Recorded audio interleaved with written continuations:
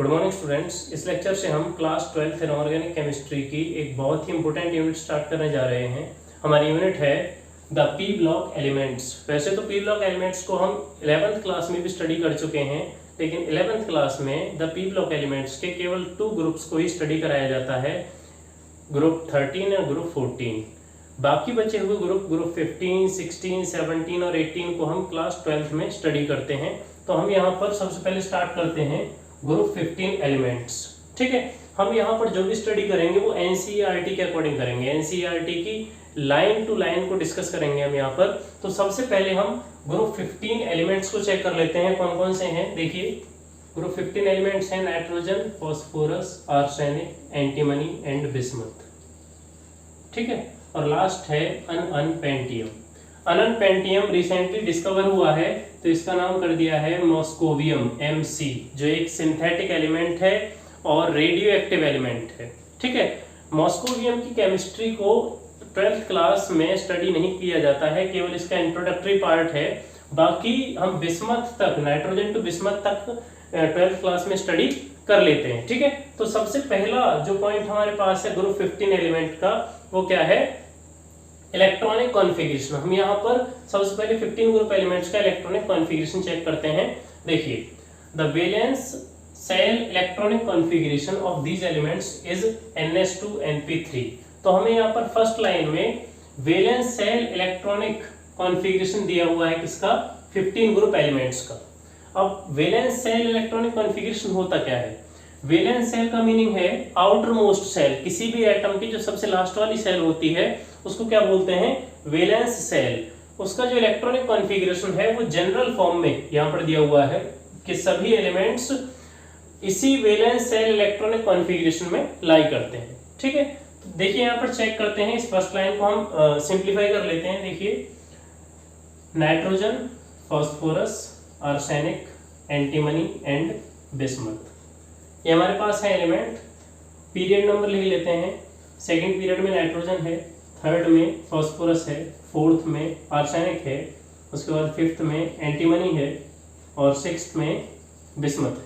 ठीक है, अगर एटॉमिक नंबर चेक करें तो एटॉमिक नंबर 7 नाइट्रोजन का है, उसके बाद प्लस इसमें 8 कर देते हैं। ये +8 करना, उसके बाद +18 करना, ये एक रूल है जिससे हम अगर एटॉमिक नंबर याद भी ना हो तब भी उसे आराम से लिख सकते हैं। +8 करते हैं तो कितना हो जाएगा? 15। 15 में प्लस कर दीजिए 18, तो यहाँ पर हमारे पास हो जाएगा कितना? 33। उसके बाद प्लस कर दीजिए इसमें दोबारा से 18, तो हमारे पास कितना हो जाएगा? 15। ठीक है, 51। उसके बाद यहाँ पर चेक कीजिए, इसमें प्लस कीजिए 32। ठीक है, 32 प्लस करेंगे तो कितना हो जाएगा? 38। तो ये हमने यहाँ पर एटॉमिक नंबर्स को लिख लिया है रूल के अकॉर्डिंग ही। अगर फर्स्ट हमारे पास ग्रुप फर्स्ट पीरियड होता तो वहां से हम करते 2 8। अब क्योंकि ये किस में है? सेकंड पीरियड में है, तो यहाँ से स्टार्ट होगा 8 से। 8, 18, 18, 32, उसके बाद नीचे जाते हैं तो भी दोबारा से 32 आ जाता है मॉस्कोवियम के लिए।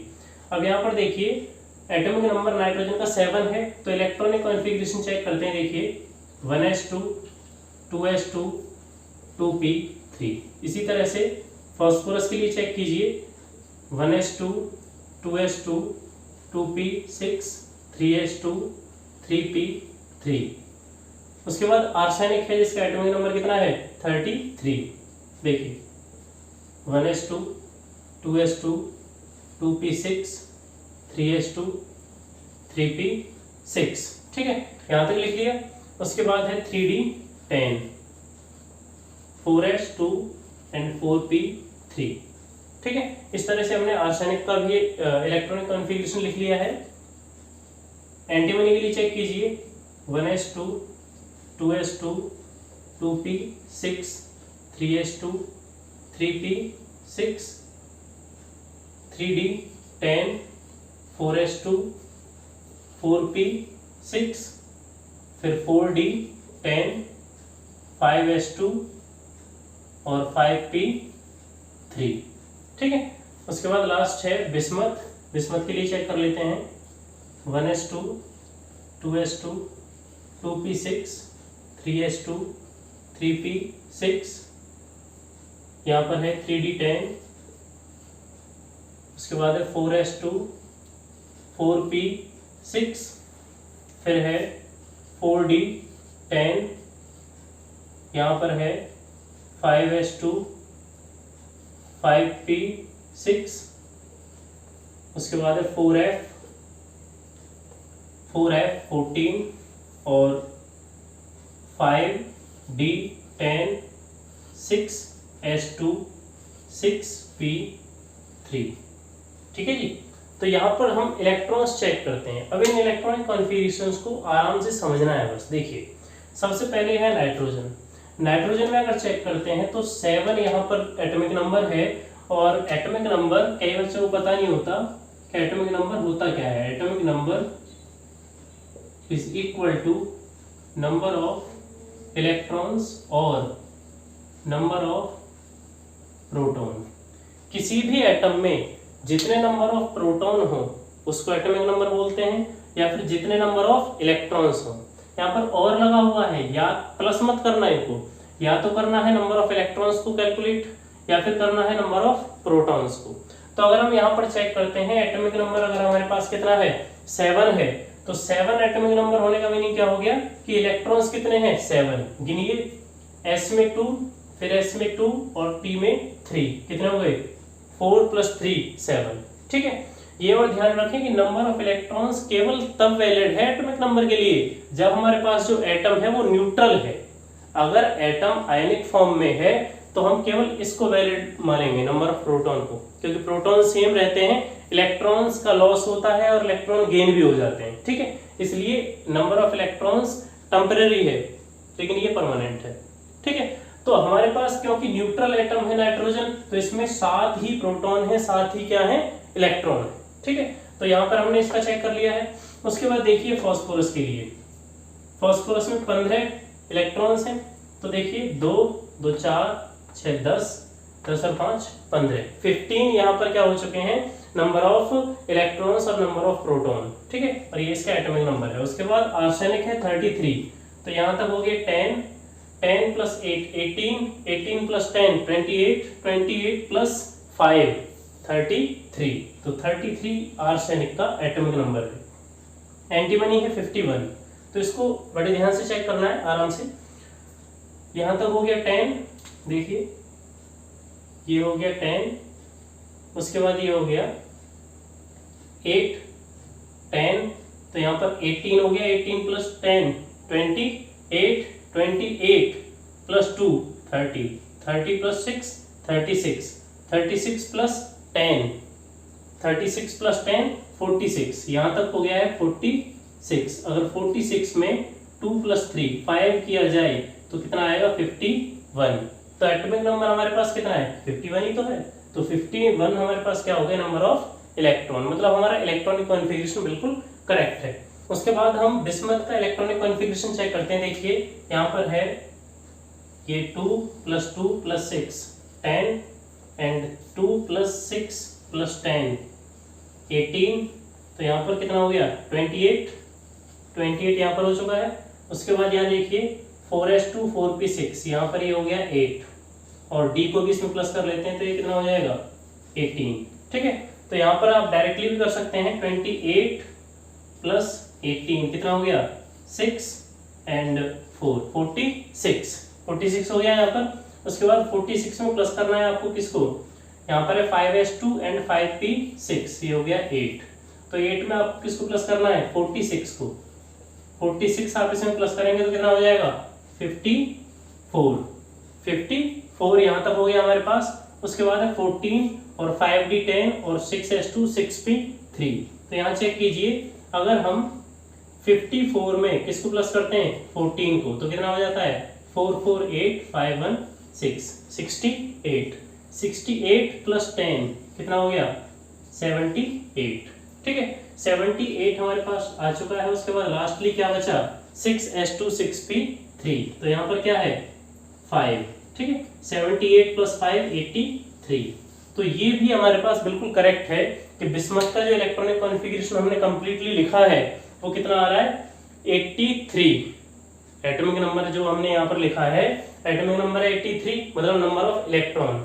नंबर ऑफ इलेक्ट्रॉन्स जो इलेक्ट्रॉनिक कॉन्फ़िगरेशन में हमने लिखे हैं वो बिल्कुल सही हैं। ये तो मैंने यहाँ पर लिख दिया है इसका कंप्लीटली इलेक्ट्रॉनिक कॉन्फ़िगरेशन। अब सेकंड लाइन चेक करते हैं। देखिए सेकंड लाइन से पहले इसको बता देता हूं मैं आपको। देखिए NS2NP3 इन्होंने कहा है वैलेंस सेल इलेक्ट्रॉनिक कॉन्फ़िगरेशन। इन्होंने लास्ट सेल का इलेक्ट्रॉनिक कॉन्फ़िगरेशन दिया है जो इन्होंने कहा है कि सबके लिए कॉमन है NS2NP3। तो यहाँ चेक कीजिए लास्ट सेल कौन सी है, सेकंड सेल। इस लास्ट सेल को आप ऐसे भी पता लगा सकते हो कि ये एलिमेंट या एटम किस पीरियड में प्रेजेंट है। तो ये नाइट्रोजन कौन से पीरियड में है, सेकंड पीरियड में है, तो इसकी लास्ट सेल कौन सी रहेगी, सेकंड। इसी तरह से ये थर्ड पीरियड में, फास्फोरस थर्ड पीरियड में है, तो यहाँ पर लास्ट सेल कौन सी है, थर्ड सेल। ठीक है, इसी तरह से फोर्थ पीरियड के लिए फोर्थ सेल हमारे पास यहाँ लास्ट सेल है, मैं इन्हें हाईलाइट कर रहा हूँ इस तरह से। ठीक है, उसी तरह से यहाँ देखिए 5s2 5p3। ठीक है, उसके बाद लास्टली है हमारे पास 6s2 6p3। अब चेक कीजिए यहाँ पर लिखा हुआ है NS2 NP3, तो यहाँ N की वैल्यू क्या है, कॉमन है, मतलब सेम है। तो यहाँ देखिए 2 2, अगर पीरियड वाइज चेक करें, सेकंड पीरियड में नाइट्रोजन आ रहा है तो नाइट्रोजन के लिए लास्ट सेल में 2 2, लास्ट सेल सेकंड है हमारे पास, तो यहाँ 2 2 यूज हो गया। और S है और P है, S और P। S कंप्लीटली फिल्ड है, 2 इलेक्ट्रॉन्स हैं, और P में हाफ इलेक्ट्रॉन्स है, मतलब p ऑर्बिटल्स में 3 ही इलेक्ट्रॉन है। ठीक है, उसी तरह से अगर थर्ड के लिए चेक करें तो 3s2 3p3, यहाँ पर n की जगह 3 आ जाएगा, और s2 है p3 है, ये बिल्कुल सेम है, मतलब s2 p3 ये तो सेम रहेगा। ये देखिए s2 p3, और n भी यहाँ पर केवल कब चेंज होगा, जब हम यहाँ पर डाउन द वर्क मूव करेंगे, मतलब नाइट्रोजन से फास्फोरस, फास्फोरस से आर्सेनिक, फिर एंटीमनी, फिर बिस्मथ। इसी तरह से 4s2 4p3, यहाँ पर 4 रख देंगे और बाकी सब सेम है। उसके बाद यहाँ 5s2 है 5p3 है, यहाँ 5 यूज कर लेंगे, बाकी सब सेम हो जाएगा। Similarly in case of bismuth 6s2 6p3। ठीक है, ये तो हमने लिख लिया है कंप्लीटली इलेक्ट्रॉनिक कॉन्फ़िगरेशन।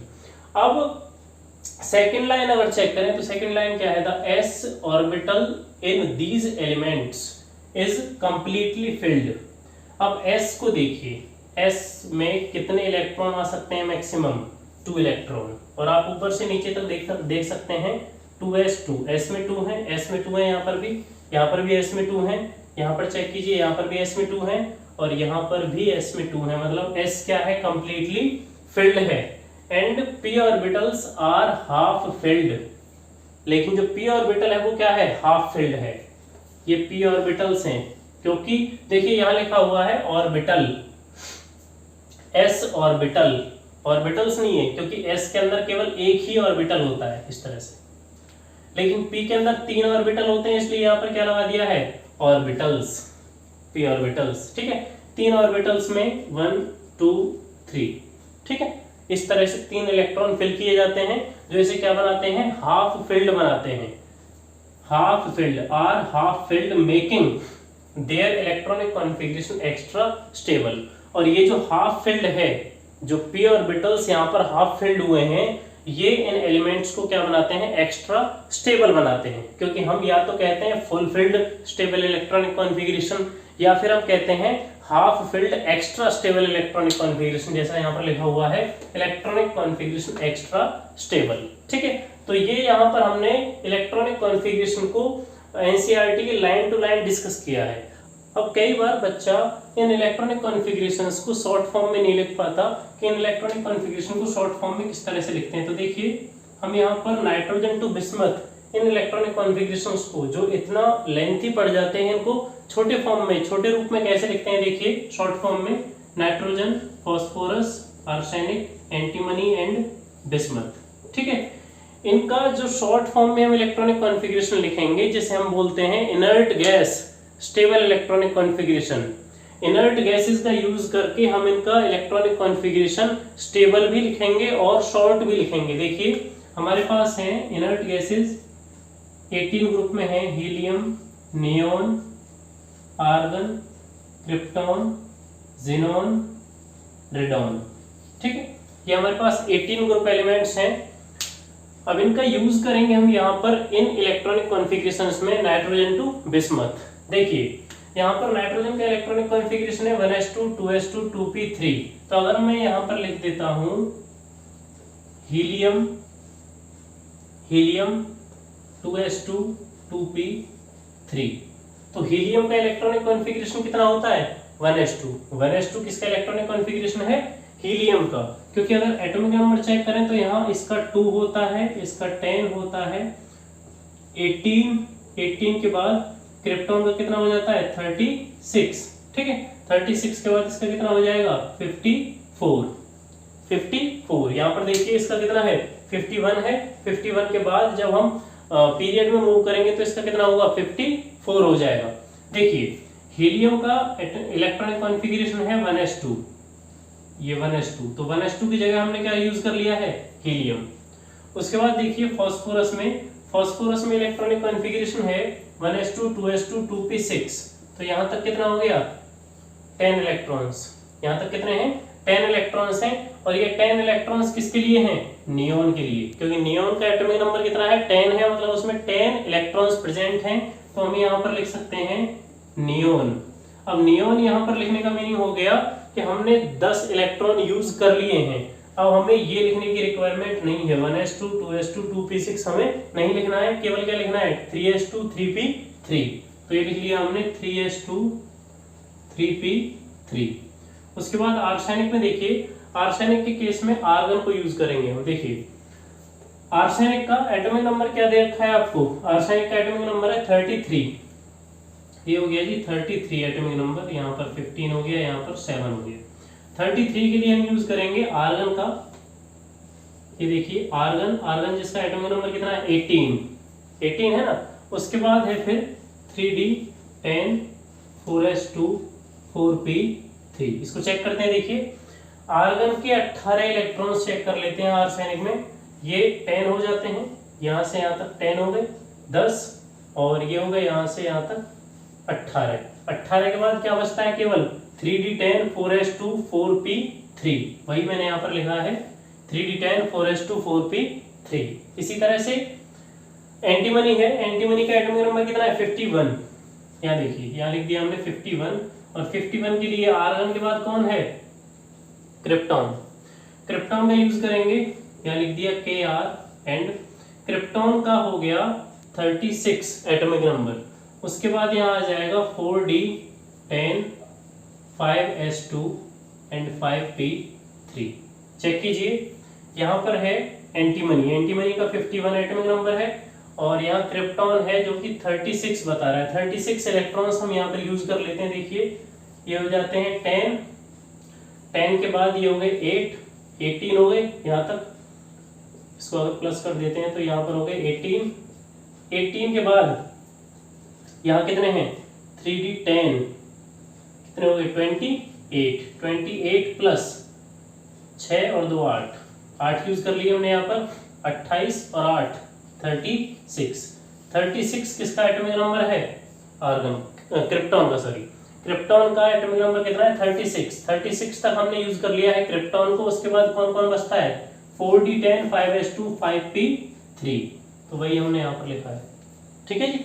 उसके बाद है लास्टली बिस्मथ जिसका एटॉमिक नंबर है 83 के लिए हम किसका यूज करेंगे ज़ेनॉन का, क्योंकि रेडॉन का ये यूज होगा वो किसके लिए होगा मॉस्कोवियम के लिए होगा, जो कि हम स्टडी नहीं करते हैं 12th में, तो हमने वहां पर इलेक्ट्रॉनिक कॉन्फ़िगरेशन भी नहीं लिखा है। यहाँ पर 83 बिस्मथ का इलेक्ट्रॉनिक कॉन्फ़िगरेशन हम लिखते हैं। देखिए ज़ेनॉन यूज हो जाएगा, ज़ेनॉन का एटॉमिक नंबर कितना है 54। अब 54 हम कहाँ तक यूज कर सकते हैं, देखिए लास्टली जो हमारे पास बचता है मैं आपको आइडिया दे देता हूँ। देखिए यहाँ पर आएगा 4f14 5d10 6s2 6p3। Check कीजिए ये हमारे पास रहेगा बिस्मथ के लिए। अब इसको चेक कैसे करना है, हमारे पास बिस्मथ का एटॉमिक नंबर कितना है 83 है, और 83 में से जब 54 इलेक्ट्रॉन्स, 83 भी तो नंबर ऑफ इलेक्ट्रॉन्स ही हैं, तो 54 इलेक्ट्रॉन्स को अगर मैं माइनस कर देता हूं, मतलब ज़ेनॉन के इलेक्ट्रॉन्स को अगर माइनस कर देता हूं तो कितना यहाँ पर बचता है 9। भाई 13, 4 माइनस 7, 29 इलेक्ट्रॉन्स यहाँ पर बचते हैं। आप गिन लेते हैं, देखिए 14 प्लस 10 कितने हो गए 24 एंड 2 प्लस 3 5 कितना हुआ 29। मतलब हमारा इलेक्ट्रॉनिक कॉन्फ़िगरेशन बिल्कुल करेक्ट है।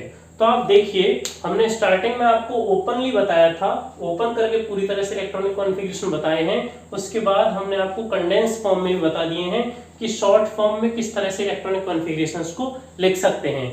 जब हम स्टडी करते हैं और स्टडी के टाइम में इलेक्ट्रॉनिक कॉन्फ़िगरेशन लिखने होते हैं तो हम इसी वे को इस्तेमाल करते हैं, इसकी वे को यूज करते हैं। बाकी ये जो वे है ये कब यूज किया जाता है, जब हम इनिशियली स्टार्टिंग में सीख रहे होते हैं कि भाई किसके बाद कौन आता है, एस पी डी एफ किस तरह से इस्तेमाल किए जाते हैं। यहाँ पर ये शॉर्ट वे है इलेक्ट्रॉनिक कॉन्फ़िगरेशन लिखने का। तो यहाँ पर आप एक और बात नोटिस कर सकते हैं कि ये जो इलेक्ट्रॉनिक कॉन्फ़िगरेशंस हैं 2s2 2p3, यहाँ पर देखिए 4s2 4p3 और यहाँ पर 5s2 5p3, यहाँ पर 6s2 6p3। ये हमने यहाँ पर क्या लिख लिया है, valence shell electronic configuration ns2 np3, ये हमने शॉर्ट वे में यहाँ पर लिख लिया है। तो इस तरह से ये इलेक्ट्रॉनिक कॉन्फ़िगरेशन टॉपिक यहाँ पर कंप्लीट होता है। आई होप कि आपको एनसीईआरटी के लाइन टू लाइन ये कंप्लीट टॉपिक समझ में आया होगा।